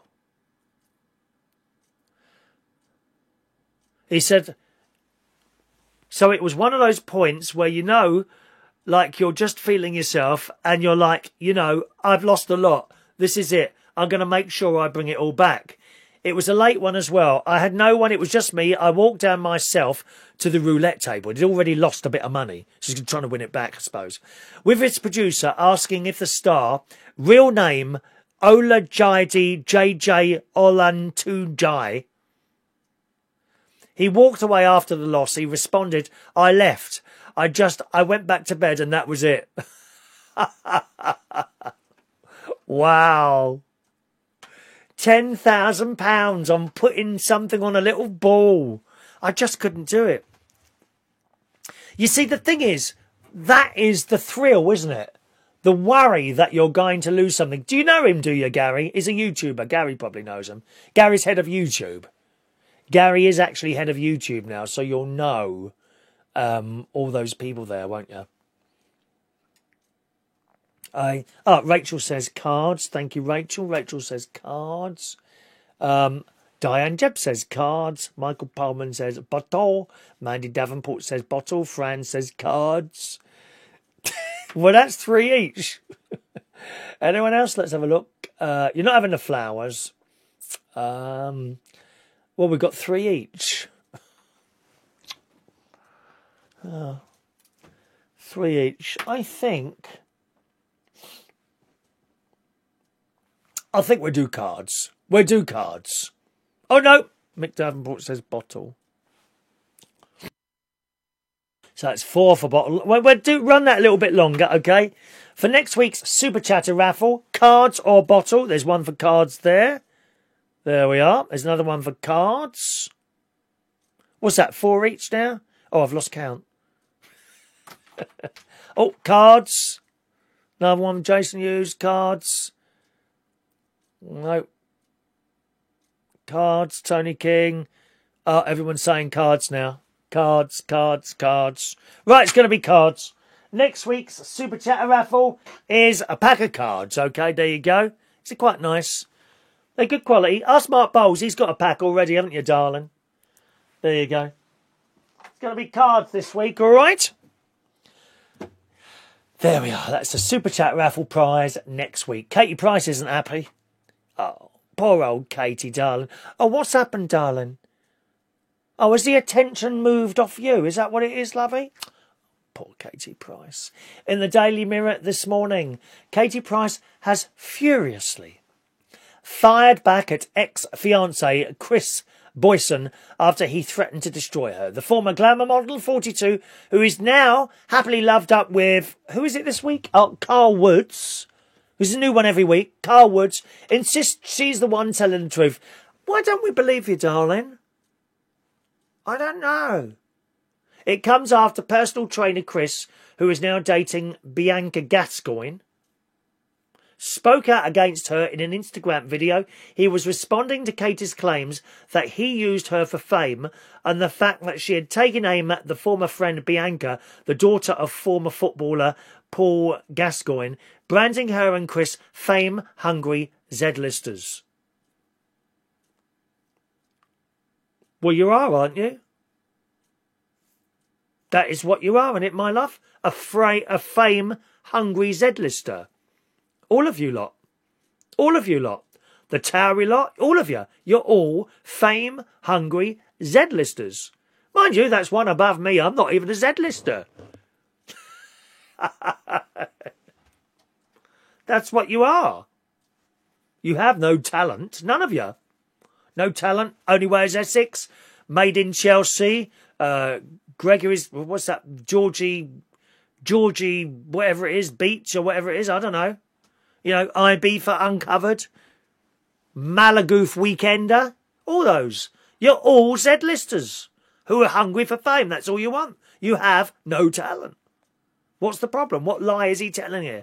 Anyway, apparently Chris made a number of exclusive claims about Kate, including that he had information that would destroy her career, that she was sleeping with 3 other men when she was seeing him.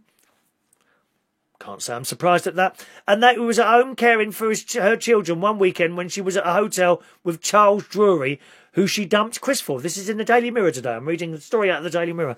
Hitting back, Katie exclusively told the Mirror on... I mean, how sad is it that they start rowing in the papers against each other? It's like these people rowing on Facebook. Have you seen them? slagging off their exes. Hitting back, Katie exclusively told the Mirror Online, "I haven't watched it. I'm not interested in what he has to say. I know the truth. You, Carl, know everything." She's not happy. Is it the blonde one she's married to? I don't know. I mean, I lose track of them all, really, to be honest. Carl Woods or Chris Hughes? I've forgotten who she's going out with now.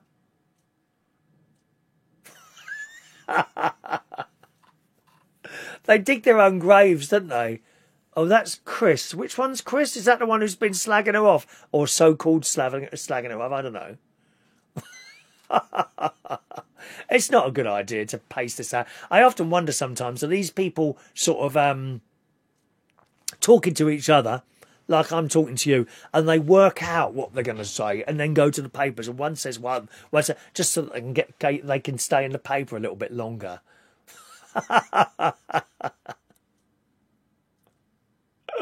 Oh dear. I'm glad to say Mark has found that the cards are indeed wipe-proof and very usable. Excellent.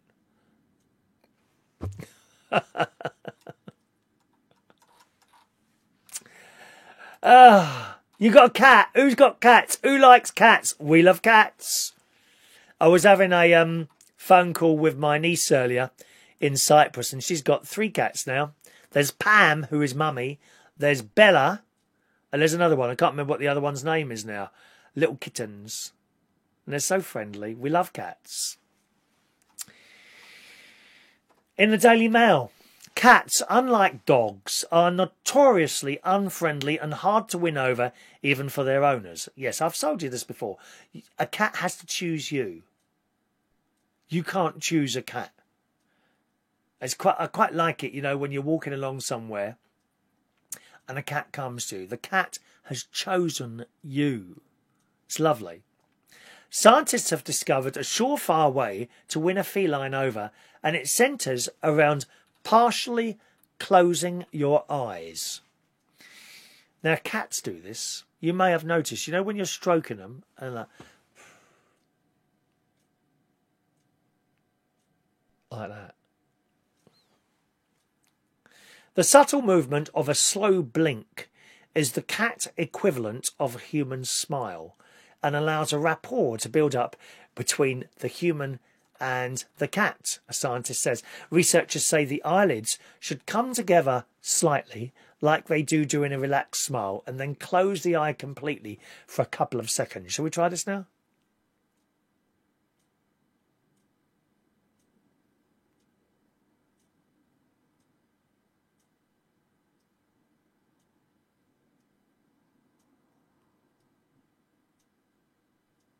Apparently a cat will like that.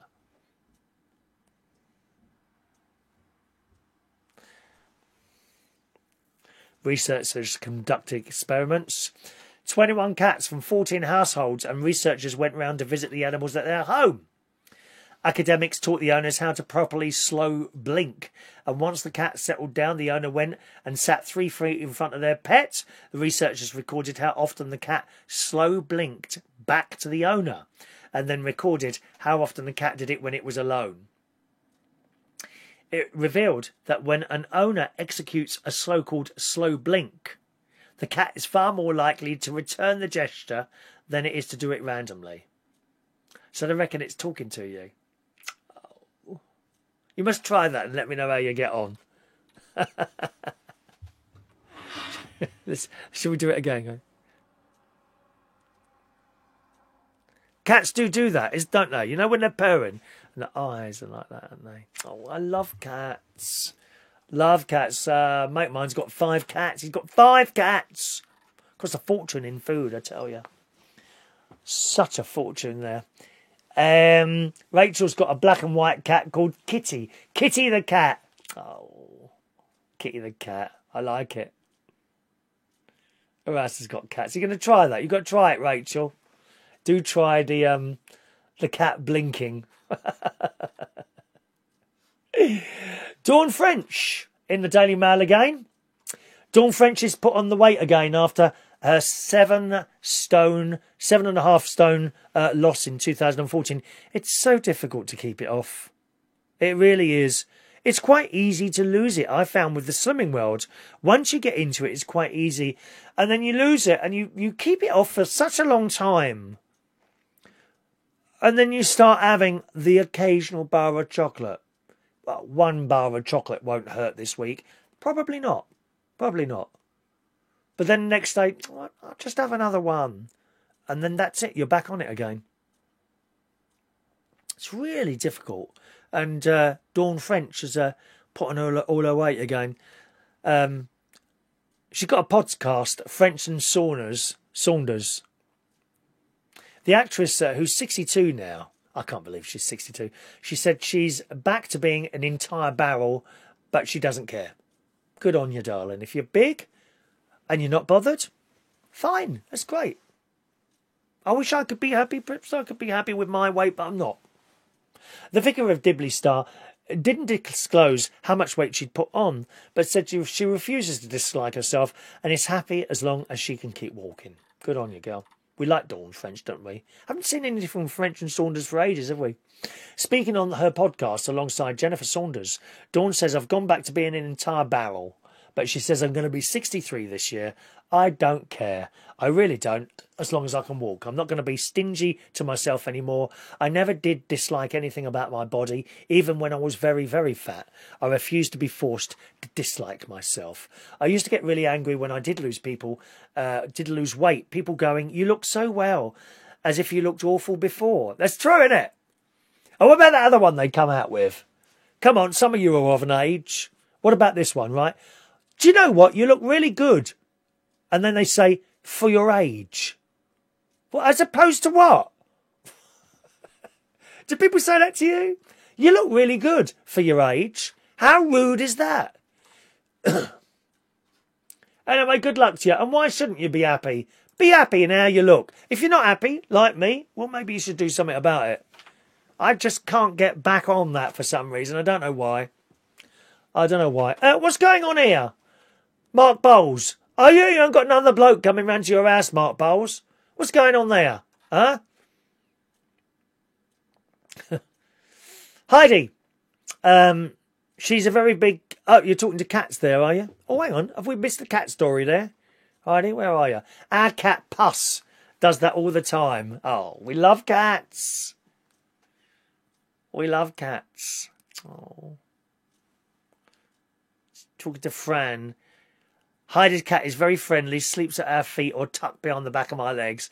Always has to touch you, even if she sits next to you. Very loving. We brought her over from Norway. Well, I had 3 cats, Heidi. The last one was Katie. She was my mother's cat. When my mother died in 2000, I took the cat on, and at first she absolutely hated me. Either that or she was scared, and she hid behind the washing machine in my house. I took her in. And you'd try and get her out. She'd be hissing and spitting. And I thought, OK, fine. So I just put the food down, and when I disappeared, so did the food. And eventually she came out and we became very good friends. And it got to the point where she was sleeping next to me in the bed. Here, I would actually go to work. This is, I was working at... the Black Cap at the time, so it would be around, I don't know, about 2005, something like that, I think, really. About 2013 it was. I'd be working at the Black Cap, and I'd be in the car on the way home, looking forward to sleeping with my cat. Seriously. I would look forward to sleeping with my cat. I'd get home, probably have a cup of tea and a piece of toast, and then I'd go to bed. She'd follow me up. I'd get in the bed. She'd jump on the bed, I'd be on my back like that, like that. Wait, because I was waiting for her. And I'd leave a little gap like that, right? And she would jump onto the bed, walk along me, settle here, okay? And so close to me, I could feel her breath on my bottom lip. That's how close she was. Purring her head off, sent me to sleep like that. Oh, it was beautiful. It was just beautiful. Little cat. Oh. Yeah. Anyway, Mark, I have that problem as well. He's allergic to cats. My eyes swell up. Yo, I couldn't touch her and not wash my hands. That is exactly what would happen to me, Mark. So when she went, she was giving me a bit of a problem with the asthma as well. So when she went to that cat place in the sky, I decided then I wouldn't have another cat. But I do miss them. I like cats very much. Adrian lost 13 kilograms. Adrian's lost 13 kilograms. That's not bad, is it? That's a lot of weight, isn't it? 13 kilograms, I think. Something like that. Anyway, that's my cat. One more story, I think, and then we'll do today's raffle tickets. One of house, 99 pence. I'm looking for a house at the moment. Just looking around, seeing what there is. Looking for a house at the moment. How about one for 99 pence? I'll buy a house for 99 pence. It's in the Daily Star. Daily Star. Mounds estate riddled with rubbish and smashed glass is so rough, homes went on sale for 99 pence. In the Daily Star. Mounds of fly-tipped rubbish wedged between houses, abandoned mattresses and smashed glass has changed the housing estate, with one man describing it as one of the most dangerous areas of Liverpool. This is the entire housing estate with burnt out, boarded up and abandoned houses so rough some homes went on sale for 99 pence. That's how bad it was there. Gosh.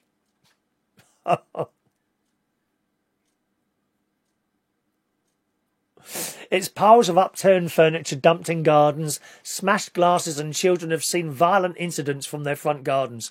According to residents, police turn up 10 times a day with piles of rubbish full of old mattresses and overflowing bin bags, now part of the backdrop.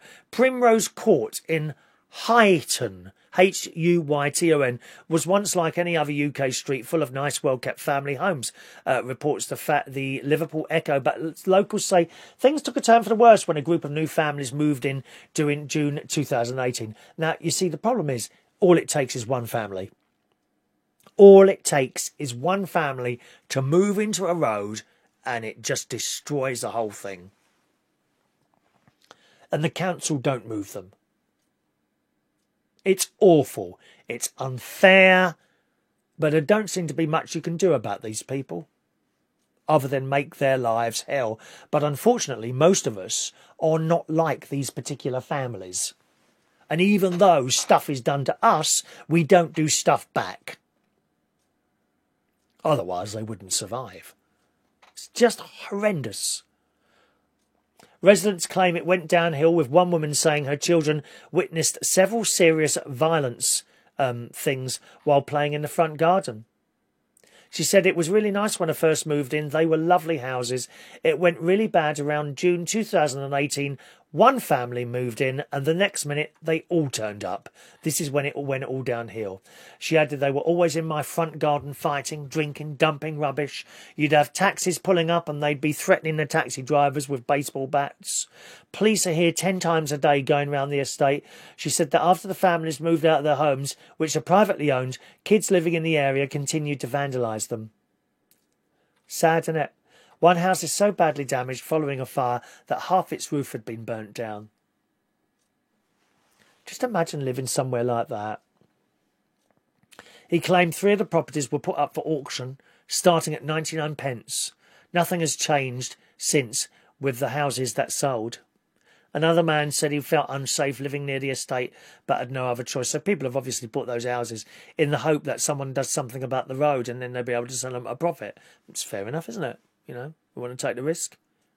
Mind you, what risk for 99 pence, you know?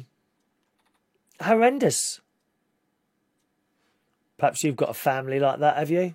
Moved into one of your roads. Cycle Rager, I'm from Liverpool, was not have Huyton in it.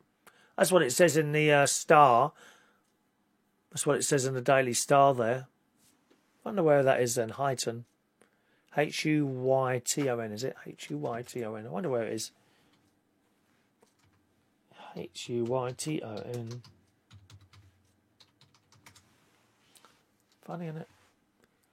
Huyton. Huyton is a town in the metropolitan borough of Knowsley, Merseyside, England, part of the Liverpool urban area. It borders the Liverpool suburbs of Dovecot. Does that mean anything to you? I don't know where it is. Never been to Liverpool. Well, I don't really. Never been to Liverpool. Okie doke, boys and girls. Right, let's do today's raffle ticket, shall we? Raffle ticket time. Who wants a raffle ticket for Monday's raffle? Please speak now. I shall give you a raffle ticket and you might win a fridge magnet on Monday. Monday, I can remember you, baby, after the weekend's come. Ba-ba-da-ba-da-ba. Right, Monday raffles. 1 minute. Anyone got a family like that in their road? It's horrible, isn't it? Jeff, 618 for Jeff.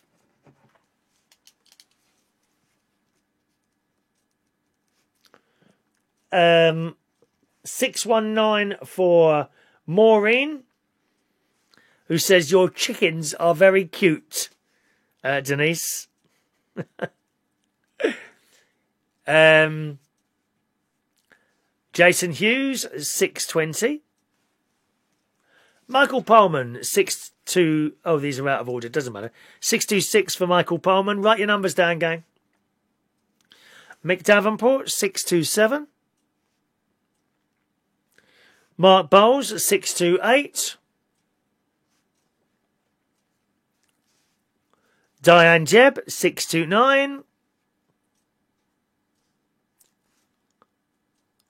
Tony King, 630.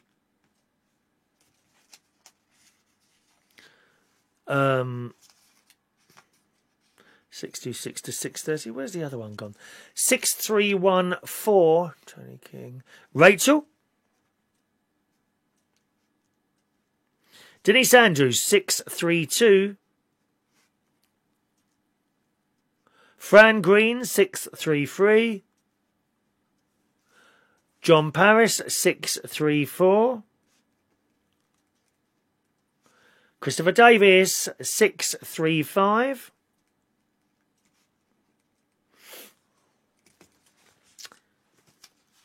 $635 there. These are all out of order today. I don't know why that is. Chris Davies, there we are. Philip Hutchinson, 641.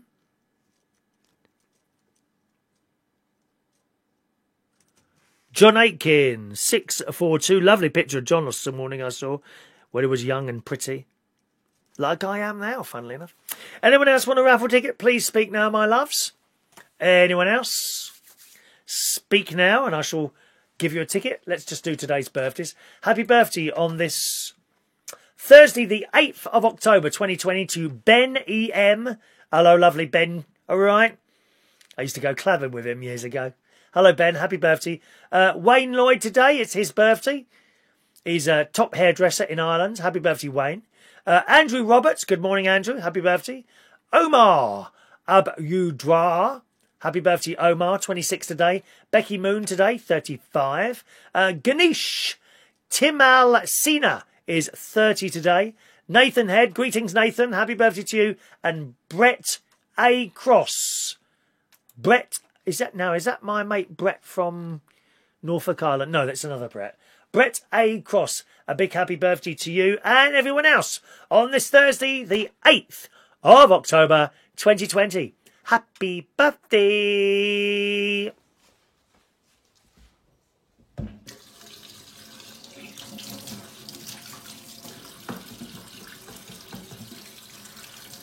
Happy birthday to you. Happy birthday to you. Happy birthday, happy birthday, happy birthday to you. Twice, coronavirus.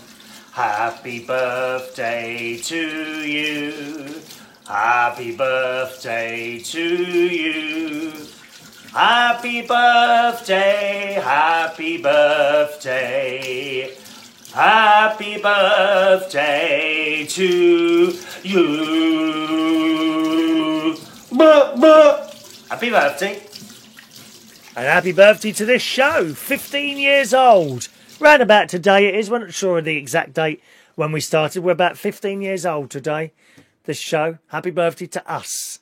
All right. Is that everyone's raffle tickets? I think it is. Gary Ross. Gary Ross. 643 for Mr. Gary Ross. Gary, 2 tickets, Ross, but only 1 ticket. Done John Aitken. There's John Aitken's one as well.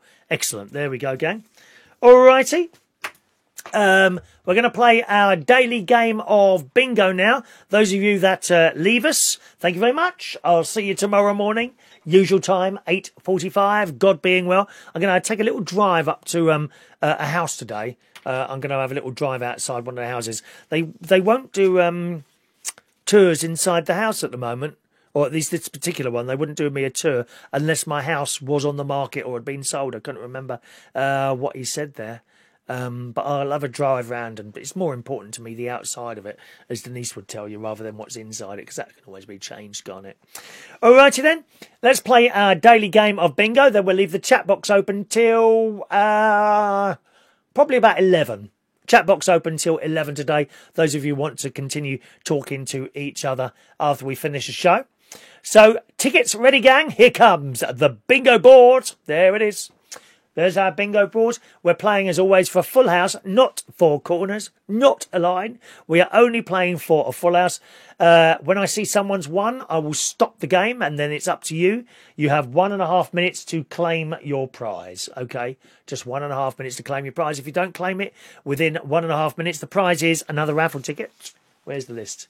You'll be underneath Gary Ross. Who wants to be underneath Gary Ross? There you go. Okay.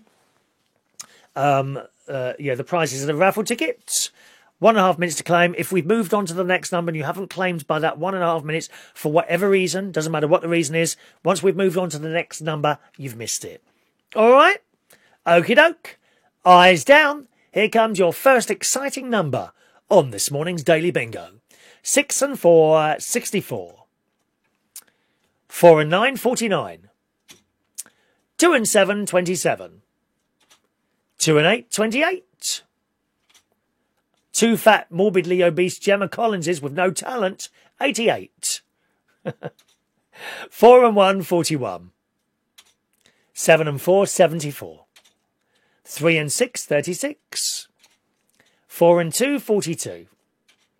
1 and 6, sweet 16. 2 and 9, 29. 1 and 7, 17. Top of the shop, blind 90. Boris's Den, number 10. 8 and 4, 84. 3 and 1, 31. 7 and 3, 73. 5 and 9, the Brighton line. Woo, woo! You like the Gemma ones, don't you, Philip? 7 and 5, 75. 6 and 8, 68. All the 3s, 33. 2 and 1, 21. 4 and 5, 45. 8 and 6, 86. All the 1s, legs 11. Parknest, stop the GC bashing. I think she's had enough. I don't. All on its own, number 9. 7 and 2, 72. 2 little ducks, 22. Quack, quack. Although, none at Denise's house. 8 and 5, 85. 7-0, blind 70. 6 and 7, 67. 8 and 2, 82. 6-0, blind 60. 3 and 7, 37. 5 and 4, 54.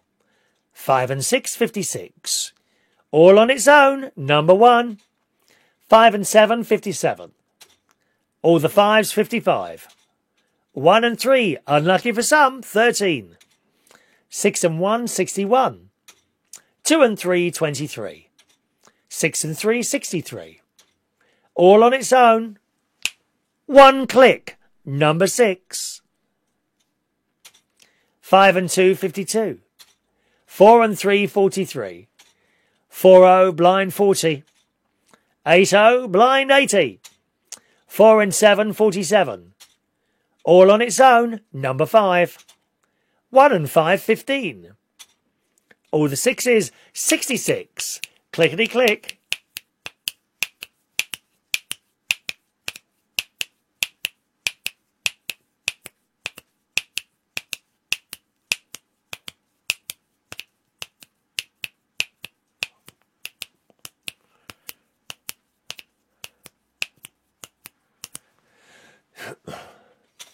Four and six, 46.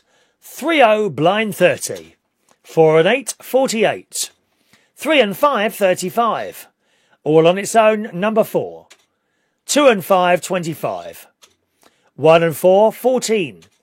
7 and 9, 79. 5 and 8, 58. 5 and 1, 51. 3 and 8, 38. 6 and 5, 65. 3 and 2, 32. 2 and 6, 26. All the fours, 44. 6 and 2, 62. 3 and 9, 39. 1 and 8, 18. 2-0, blind 20. 1 fat, morbidly obese, with no talent whatsoever. Most people I speak to are sick to death of seeing her on the telly and her crying and her moaning to the paper, the swimsuits that look absolutely awful on her, the badly put on makeup and the foul mouth. Gemma Collins, number 8.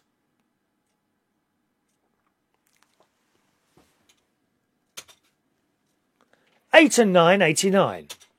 7 and 6, 76. All on its own, little number 3. All on its own, number 7. And 6 and 9, 69. We have a winner on number 69. Let's bring up the bingo clock. There it is. That's correct, Andy. She has a big purse. And that's successful in your eyes, is it? The fact that someone's got a lot of money? Does that make that a successful person because they got loads of money? Is it? Is that success, money? Or is it happiness, in the words of the great Ken Dodd? Ba ba da ba ba. Well, send it to her, Andy. Please feel free to send it to her. I'll mouth her just as bad as she mouths me. But it won't be broadcastable. Get off my telly. Stop wasting the electricity as used by transmitters and satellites all over the world.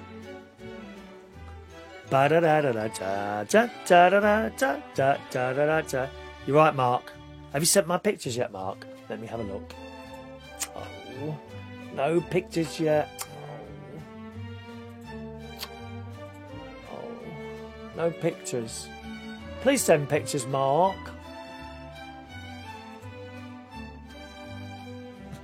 Blah, blah, blah, blah, blah, blah. This one's not going to be here, is it?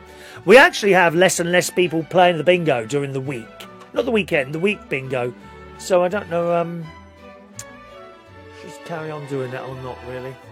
Every day, sort of, every couple of days, someone drops off. And we haven't got many people playing the weekday bingo now. I'll tell you what it is in a minute.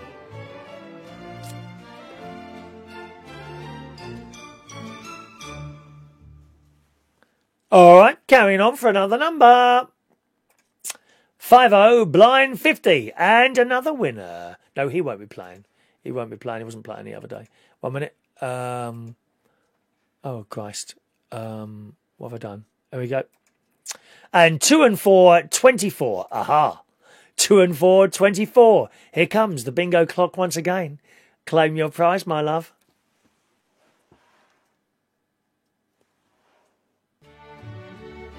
Didn't think that was going to run then. Ba ba ba ba ba ba ba ba ba ba ba ba ba ba ba ba ba da. Have my photos come yet, Mark? Mark wants to keep the bingo. Perhaps I should just give you an extra raffle ticket each day. It might be easier, Mark.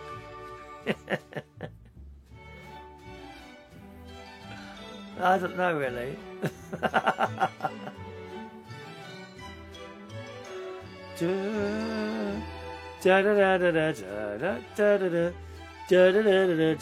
That's 3 people are going to fall off this today, which leaves about 7.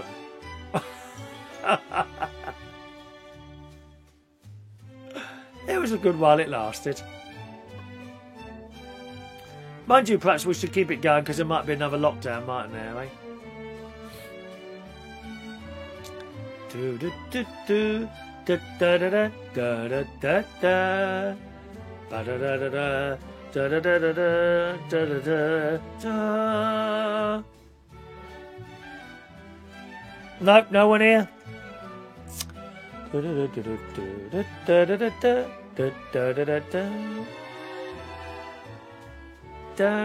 Mark enjoys the bingo. I know you do, darling.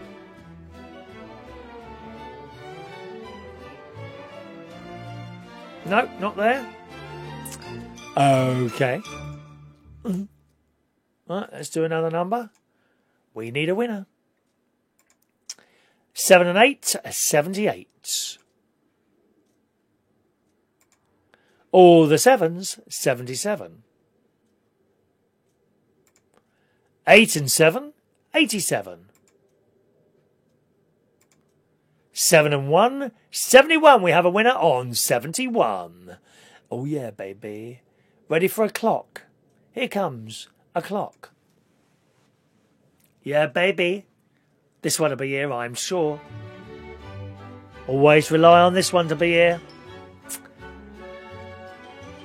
Quite like spinning in my chair like this. Do you like this?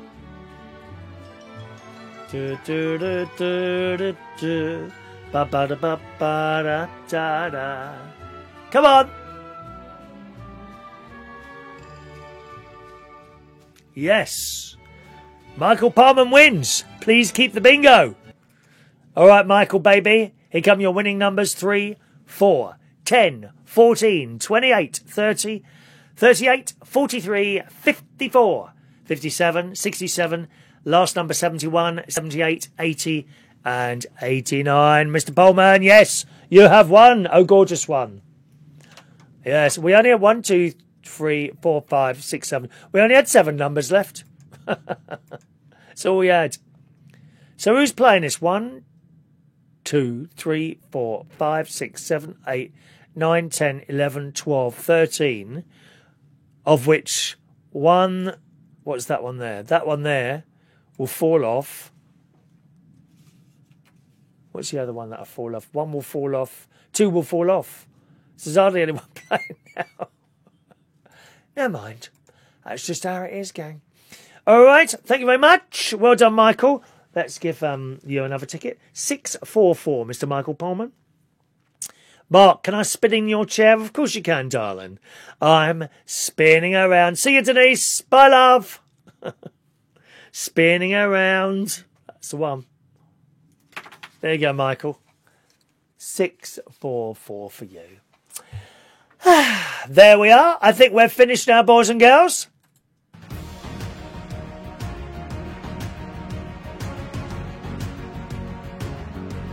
Thank you so much for joining us, as always, on this Thursday. Back with you again Friday morning again tomorrow. 8:45 is our showtime tomorrow. We'll keep the chat box open. Anyone who wants to talk to each other, feel free to do so until 11 o'clock, after which I'm going to pop out in my car and just go and have a look around somewhere. I might do there's a couple of places actually I could go and visit and see what's going on there. All right, my loves, thank you for joining us. I'll see you again tomorrow morning at 8:45. Have a nice day. Cheerio now.